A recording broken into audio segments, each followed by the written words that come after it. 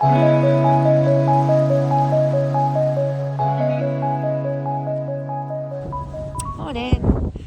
So I said I was going to vlog a grouse day, which is my plan today. This morning alarm went off at 5. I'm just walking puppy away to have a coffee. You can see her running around in the background. Away to have a coffee.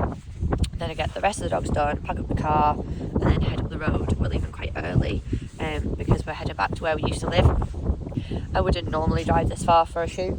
Oh, sorry, I'll be going to the toilet. Good girl.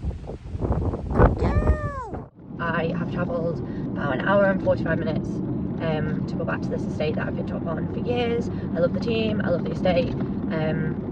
I picked up there before we moved, and I decided that obviously I want to go back this season because it's worth it for me. It's worth the drive. You get paid quite well on the grouse, so I get £120 for all the grouse moors that I pick up on. I started, I think, 5 years ago down in Cumbria.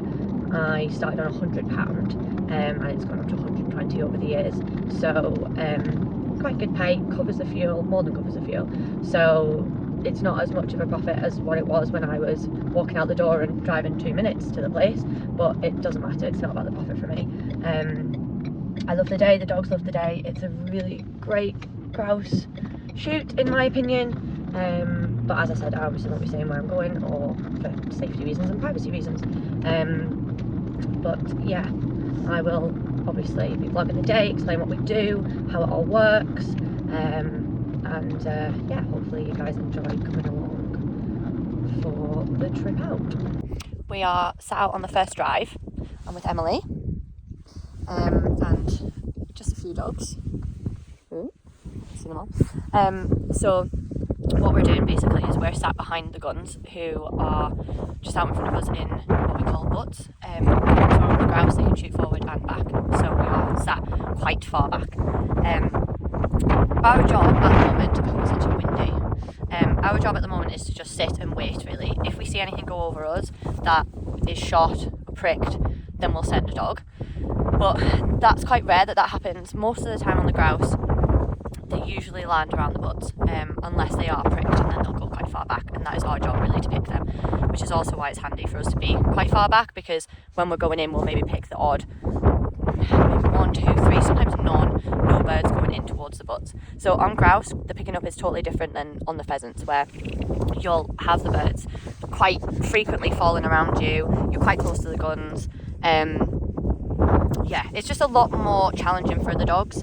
As I said, guns shoot forward and back, so we have to be sat quite far out. So there's 2 horns on the grouse to tell us when the drive is done. So the first horn will tell the guns that they can only shoot behind, and that the beaters are obviously coming in close, and obviously we don't want one of them shot. So once the first horn is blown, that's the word, the guns can then only shoot behind. I'm going to try and get some grouse on video. Emily has got a big fancy ass camera, so I'll try as well. So she's going to try as well. So I might insert some footage that she'll kindly give to me, if I can. Oh, here's some shots. I've also got, so with me today we've got him, who is Emily's little cocker. We've got Tilly, who's facing the wrong way, but that's fine because again there might be some grouse to go that way hit. We've got May, we've got who's he over there, who's Tilly's daughter. We've got Thor, we've got Alka, we've got Kennel, we've got Jake, who is clearly up for working today, and then I've got one of my clients too, having an itch, who's out on her first shoot day, so she's just on the lead obviously just to make sure she stays steady. But yeah, so we've got quite a good team. Usually on the grouse, you can't do this with 1 or 2 dogs, you've got a team. There's so much ground to cover, which you guys will get a good sort of idea of today. You need a good team, you need a few dogs, the more the better really. And you want rangy dogs, you want dogs that are going to cover the ground, not drop pace, hunt hard for very little reward. So yeah, you'll get a bit of an idea today. And as I talk, it's really hard to think what to say really, because I do this all the time, and I don't really think about the things that people that don't do it all the time would be interested in. So if I do miss anything or anyone has any questions, obviously just pop me a message and I'll try and answer that in another video maybe. So just to give perspective, we're on the moor now. The guns are all the way over there somewhere. Our next picker-upper there. Then the next one is over the hill, and then the next one, I've only got 4 today, the next one is down the hill. So once we've given the 2 horns and we're good to go, all of the dogs are going to sweep all of this ground in. There's usually 9 guns, and then we'll obviously head in towards them. How we normally work it here, again just because we have to cover such a large amount of ground, is that we'll all sweep it down here to the bottom butt, and then we'll all sweep it back up again all the way up the butts, just to make sure that we've covered the ground thoroughly.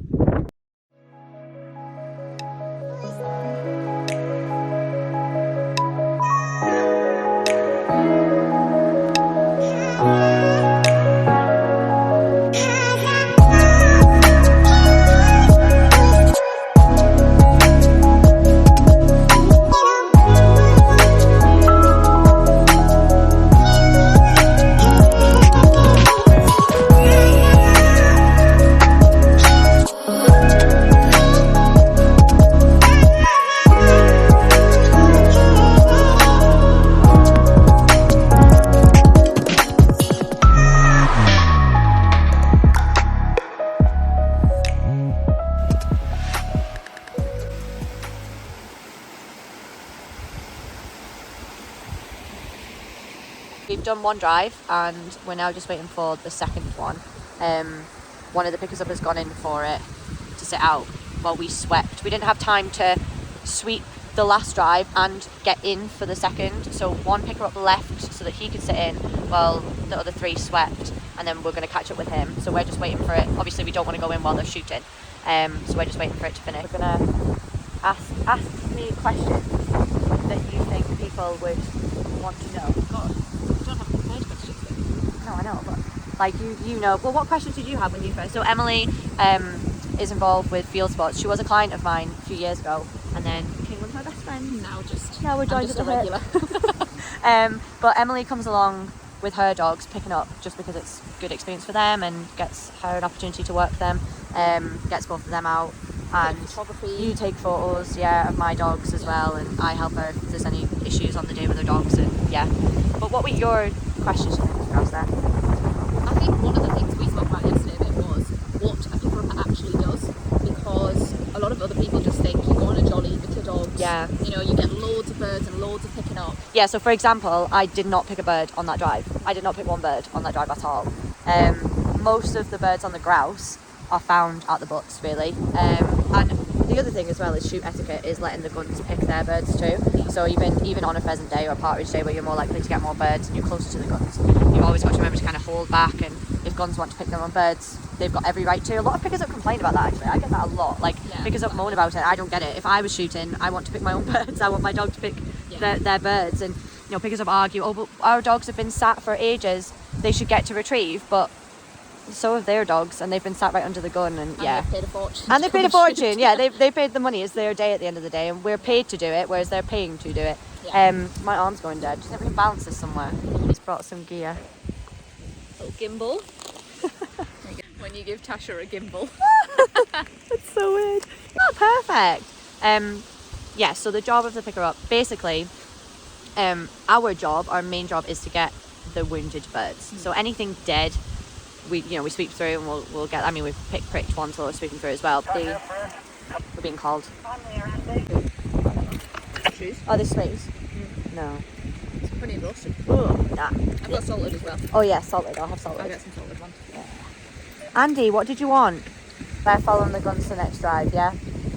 Yeah, that's what he said. The client that I've got with me today, she's just walking to heel, she's just on lead, because one, she's going to be a peg dog anyway, so she's not going to cover the ground like what my dogs cover the ground and what I want from my dogs. And also, she's going to be a peg dog on pheasants and partridge, so she's not going to be doing grouse, which again is a totally different ball game. So as you can tell by the landscape, oh, don't want any number plates in. Oh, fucked it. So the ground is quite vast, the cover's pretty thick, heather's quite thick, especially at home for us. It's really, really thick at home. The dogs have to hunt really hard and cover a lot of ground, a large amount of ground. The birds that come over, you'll maybe get I've picked 3, I think, this season during a drive that I've noticed have been pricked, and then my dogs have marked it and I've picked during the drive. That's what else I was going to say, because some people don't understand that either. What about runners? Okay, so during a drive, you wouldn't pick a dead bird because there's no point. It's dead. So what we're after is steadiness during the drive. The birds are shot. Anything that's wounded, which is, when I say pricked, means that obviously it's been shot, maybe in the leg and the wing, it's not dead. So that bird has been hit and we need to get it. So our dogs have to be able to find those birds. So if we notice that they're hit, Jake, my black dog, he knows when they are hit. Some of the other dogs do. You can tell by how they fly, how they carry their leg. Maybe hear someone say that one's got a leg down. It's where their leg drops and you can see it when they're flying. Sometimes I can hear it. I can hear the sound and I know that they're like, right, that one's been hit. And in that case, you would send your dog straight away for that. If they've marked. For us, handling dogs is rare. Like, I've handled Thor once this season on your Grouse. dogs, especially your older ones, obviously mark them really well. Yeah, so they'll you mark. see when they mark them as well. And then I would look at who's marked, and then I would send that dog, and then they have to go and fetch that bird. And then after, there might be some pricked ones that are like tucked away in the heather. The dogs obviously have to hunt and find them. Obviously, we pick dead ones as well, but our job mainly is to make sure that anything that's pricked and is obviously injured comes back to us. Oh, it's doing weird stuff again.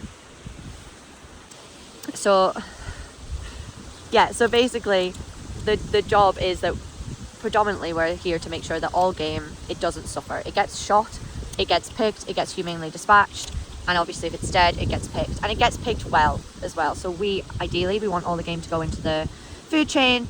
It needs to be undamaged, it needs to be in good form. So our dogs, obviously, we want soft mouths, we want a solid delivery, we don't want anything, you know, if it is alive, we want them to bring it back nicely, even though it might be flapping in their face. Sometimes they'll have a wing over their eyes and they can't see and they've got to come and find you. So yeah, do you think I've covered that? What else would you say for the grouse? Oh, the way that the shoot works as well. So I've got a couple of clips of the beaters. So you have maybe 15 beaters, all with flags, and they take, again, a huge amount of ground in. So I wouldn't take a young dog beating. Like, personally for me, a dog around a year is too young for me. I think it's a lot of strain on their joints to go beating, because you have to cover that ground. Whereas if I take a young dog out picking up on the grouse, they're usually just about my feet anyway, because they're too lazy and young and immature to really hunt away. So unless they're playing, which they won't do because nobody else, the older dogs aren't going to play with them, they're fine, they just sort of hang around my feet. But a young dog beating, they have to cover the ground, because obviously the beaters are covering quite a lot of ground. It's moving again. Fuck, right, goes the opposite way. There we go. We should really just put the back of the vehicle down and stand it on there, and then you can talk. We could have done that, yeah. I know, but the guns will be coming in soon anyway. So we're actually now, so I've been told that we're missing this drive. There wasn't very much shot. So that's another thing actually on grouse. So grouse are wild. That was a very important thing. That's what we should have said first. This is actually quite not a lot of people know this. Because last week on a podcast or something, Megan McCubbin, who is quite a big like anti-shooting person, I would say, she said that we fill the UK with captive bred birds like grouse and pheasants. You can't captive breed a grouse. No. It doesn't work. No. Tried. No. It's actually hilarious to me. Yeah. But yeah, so grouse are wild. Well, why? Yeah. So you keep fidgeting with it. My arm goes dead. You try holding it for years. No, that's fine. So yeah, so grouse are wild. So they're very switched on. So when it gets to, so it's mid-October now. I've never shot grouse through to November. No, I don't know many places to do. The season runs from the 12th of August till the 1st of December. However, I've never shot grouse into November. And you don't want to. I mean, it's cold now. We're all in hats and we're freezing. We've got big coats on and woolly things. Chris would also say, he might tell me this is wrong, but I'm sure he said to me before that because they're wild, they want them to settle. They don't want them to be shot and moved about loads before they settle in for winter, so they breed well in the spring. So that's another reason as well. When they settle, they'll build their body fat back up and be healthy, ready for spring. Yeah, for winter, and then obviously coming out of winter in the spring, then they breed well. So we usually, I would say October is about like coming to the end of the season. I've only got a couple more days left. But they get smart. So there's a drive here actually where we sit. I don't think we'll be doing it today, but where we sit, you can see the butts, and you can see when the grouse just start to just go out of them. They just completely avoid it. They know where they're being driven to. They know that they're going to be shot going there, and they just get smart to it. They get wise to it. So it gets harder to shoot them. Here's the guns. Oh, Emily, would you like to tell everybody your shoot day essentials? snacks, flask with some tea or coffee. I don't drink that though, because then I'll need a wee. And she won't nature wee. I won't nature wee. No. I have my coffee at 5 o'clock in the morning to time it perfectly for when I get up here, needing to go for a wee, so I'll wee in the yard before I leave, and then I don't have to go all day. She's a lady. To be fair, my essentials is just snacks, like solid snacks. If you wanted to go beating and you've never been on a grouse moor before and you've never, like, you don't have any connections, what would your recommendation be? How would you get into it? I think now social media is a brilliant tool. So I would say social media, find someone that's involved in it. So like myself, like Emily, or like my husband. Facebook have quite a few pages. Mooling groups, all the mooling groups that we have. North Highlands Mooling Group, Calderdale, not, you know, all of those. If you follow them, they'll often put out things saying beaters needed for Saturday or whatever. Yeah. And I think just politely message someone like you or Chris and say, do you need any beaters this season? You know, and most keepers are pretty happy to. I will say grouse beating isn't easy. It isn't easy. You've got to have a good level of fitness for it. They do want you to go at a certain pace. There is a lot of ground to be covered, as I said earlier. Yeah, I'm grouse picking up as well. This is why I thought it'd be a good vlog to do, because not a lot of people, it's not as easy and accessible. Because as well, grouse picking up, you need a lot of dogs for it. Yeah, you need a lot. You get paid well because you've got a lot of dogs. And last year, I mean, you have, how many dogs did you have last year? 12? 10? Quite a lot. What, out? No, like in general. And I said to you, oh, you've got loads of dogs, so you'll be fine. But then you had, like, a bitch came into season, that's that dog out. I've got 2 bitches in season at the moment. One and of two them injured themselves. That was her out for the season. One was pregnant. So, and then Chris as well, like Chris takes dogs. Chris is like, I want 3. I'm like, well, you can't have 3 because there's not enough. Yeah.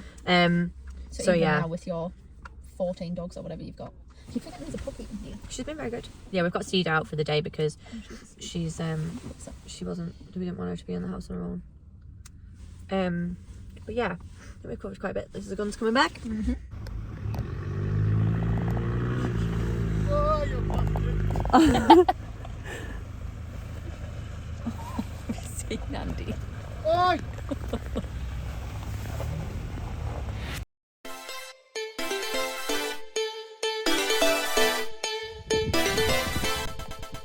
So one of the reasons that I was hesitant to post on YouTube is because obviously my life is hugely revolved around the shooting industry, and it's quite a controversial topic. But as I mentioned earlier, grouse are wild, which means that all of the moorland that we shoot over is managed by gamekeepers.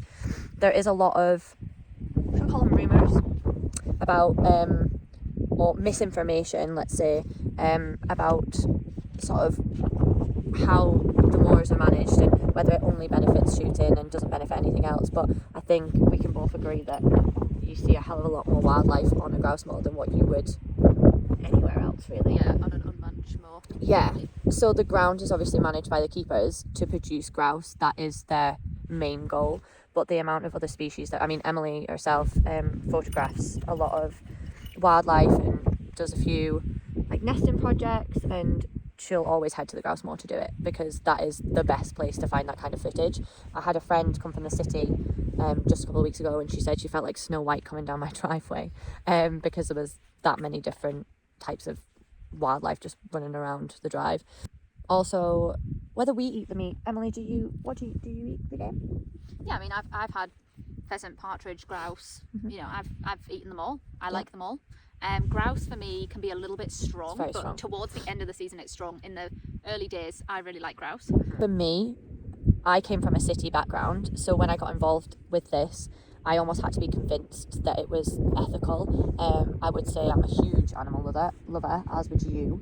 And you know, when for me as well, what my job is, as I said earlier, is to obviously pick any wounded game and dispatch it humanely, and then hope that that goes into the food chain. So for me, it's a very good all-rounded way to not only produce a meat, because most of us eat meat, there's plenty of us that eat meat that isn't farmed. People can argue that obviously pheasants are reared, but still, to me, they go out, they live pretty wild in a natural environment. They have a fair shot to make it through. People argue again that, well, they're shot, you know, like what chance do they stand against a gun? Well, actually, you know, they do. Well, obviously, yeah, they are shot, but they're shot and they're either dead, or that's what we're here for. That's what these guys are all here for today, is to make sure that anything that is shot and isn't dead gets picked and gets dispatched humanely. and as I mentioned earlier, obviously with intent to go into the food chain. It's all round, for me, I feel good about it. I feel like there's nothing in my moral stance that makes me feel like we're not bettering the countryside by being here, by managing these moors, even by the pheasant and partridge. Like, personally, what else would bring in that kind of an income for these estates? Like, it does bring in a huge amount of money, I think and that's funding. The other thing that people forget is community, because oh yeah, that's a good point as well. Yeah, I grew up here in the Dales where there's hardly any jobs, you know, like I worked grouse seasons, I've gone beating when I was a teenager, everything. It was a massive way to make money when I was younger. and meet I've other worked people, with lots be sociable. of people, you meet lots of people, you grow your social skills as a teenager while you're out. Like, it's a massive community thing. Yeah. In these hills. Hotels that like, have guns in get, you know, income from it. Yeah. Chefs, petrol stations, yeah. local co-ops, Yeah. local butchers, like all of the food comes from around here to all the lodges. Out of season, the lodges need maintaining, they get decorated, the cars get looked after, the houses of the keepers get looked after. Like, it's massive when you think about how much it actually brings to the community. Yeah. Yes, it does cost a lot. What's a grouse to shoot? This is maybe a question for Chris. Not for me. I wouldn't know. A lot of money. A lot of money. I want to say like £220 a brace, but I'm going to double check that with Chris. Use the argument against shooting that it's for the rich, you know, it's fully for the rich. I mean, there's 9 rich people here. Exactly, that is a good point. Like, yeah, 50 people from this community. Exactly. Like, so that's a good way of looking. I've never thought about it like that. Like, the majority of people here, like you said, are not rich. We're just putting on a day for them. You know, but yeah, conservation wise, I think it does wonders. We won't go too into it, but basically, like, what we're trying to say is, personally, both of us feel like very strongly morally that we love the countryside, we love the nature, we love seeing all aspects of wildlife, and we also love shooting, and that does make sense, because some people would argue that it doesn't.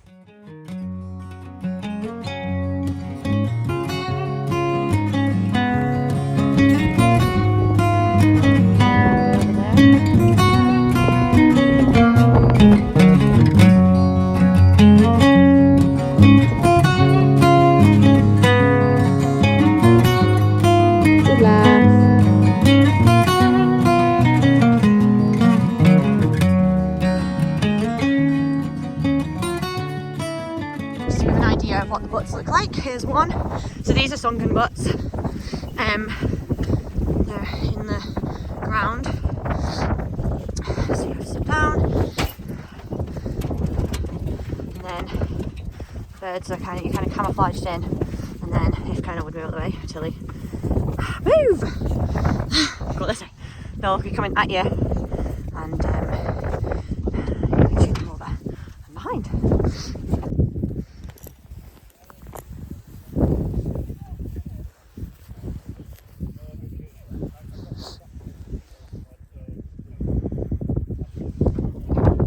Good girl.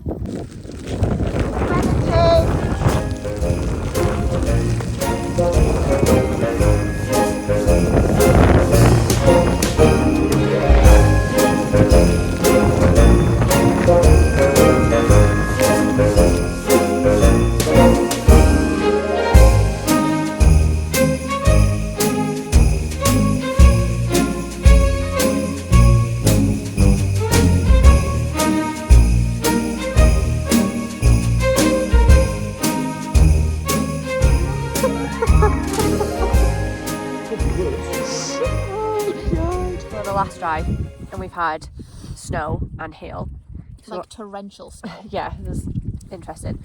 Hence why earlier we said that you don't want to be up here later on, really.